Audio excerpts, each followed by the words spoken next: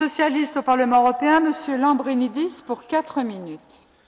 Κυρία Πρόεδρε, οι πρόσφατες πιέσεις της κυβέρνησης των ΗΠΑ προς μεμονωμένες ευρωπαϊκές κυβερνήσεις για την παροχή του προνομίου της απαλλαγής από την υποχρέωση έκδοσης βίζας πρέπει να καταδικαστούν απερίφραστα και να επιφέρουν ουσιαστικές κυρώσεις.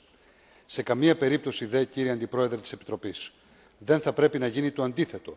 Να χρησιμοποιηθούν δηλαδή από την Επιτροπή σαν δικαιολογία, ώστε να ενσωματωθούν στο ευρωπαϊκό δίκαιο με πρόσχημα τη διατήρηση της αλληλεγγύης οι απαράδεκτες απαιτήσεις μιας αμερικάνικης κυβέρνησης η οποία βλέπει ήδη την πόρτα της εξόδου και της οποίας ο πρόεδρος μόλις προχθές έβαλε βέτο σε νομοσχέδιο που απαγόρευε τα βασανιστήρια από τη μεριά των μυστικών υπηρεσιών της Αμερικής. Οι διμερείς απαιτήσεις και πιέσεις των ΗΠΑ πρώτον προσβάλλουν την εθνική κυριαρχία μεμονωμένων κρατών μελών και τα θεμελιώδη δικαιώματα των πολιτών τους. Η Ελλάδα και 11 τα 12 νέα κράτη-μέλη πιέζονται να παραδώσουν πρόσβαση στις αρχές ασφαλείας των ΗΠΑ σε μια σειρά από εξαιρετικά ευαίσθητα προσωπικά δεδομένα, τα οποία δεν απαιτούνται από τις υπόλοιπες χώρες της Ευρώπης, ως να ήταν οι φτωχοί συγγενείς της Ευρώπης ή τα πειραματόζωα των νέων μέτρων ασφαλείας της Αμερικής. Δεύτερον, τα μέτρα προσβάλλουν την κοινή πολιτική έκδοσης βίζας, διότι ως γνωστόν οι τρίτες χώρες οφείλουν να αντιμετωπίζουν όλες τις χώρες της Ευρώπης ισότιμα. Δεν μπορούν να μας χωρίζουν σε καλούς ή κακούς Ευρωπαίους. Όλα τα προσχήματα που ίσχυαν ως τώρα, ότι δήθεν κάποιες ευρωπαϊκές χώρες δεν είχαν ασφαλή διαβατήρια, κατέρευσαν. Και όμως οι ΗΠΑ συνεχίζουν. Τρίτον, τα μέτρα παραβιάζουν την πρόσφατη διεθνή συμφωνία PNR μεταξύ Ευρώπης και Αμερικής, που ορίζει ρητά τι μπορούν και τι δεν μπορούν να παίρνουν οι Αμερικανοί. Τέταρτον, τα μέτρα παραβιάζουν την ευρωπαϊκή νομοθεσία για συλλογή και επεξεργασία στοιχείων, όπως το Σέγγεν, που πολύ σωστά είπατε, οι Αμερικάνοι ζητούν να έχουν πρόσβαση σε αυτά τα στοιχεία. Κυρία Πρόεδρε, η κυβέρνηση της Αμερικής, δια της προσφυλούς μεθόδου του Διέρη και Βασίλευε, προωθεί τα όποια συμφέροντά της. Το ερώτημα είναι, τι κάνει η Ευρώπη για να προστατέψει το κύρος της, τους νόμους της και τους πολίτες της? Δυστυχώς, η απάντηση ως τώρα είναι αποκαρδιωτική.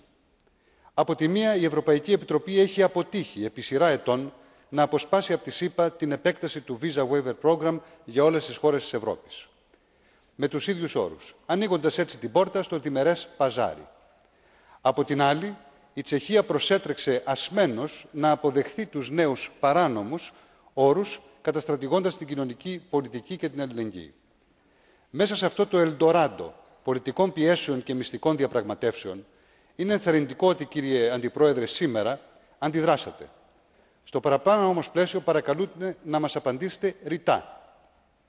Πρώτον, σκοπεύετε να λάβετε μέτρα κατά των κρατών μελών που συνάπτουν διμερείς συμφωνίες με την Αμερική? Θα προσφύγετε στο Ευρωπαϊκό Δικαστήριο κατά της Τσεχίας αν αποδειχθεί ότι τα εκτελεστικά μέτρα της συμφωνίας παραβιάζουν το κοινοτικό δίκαιο?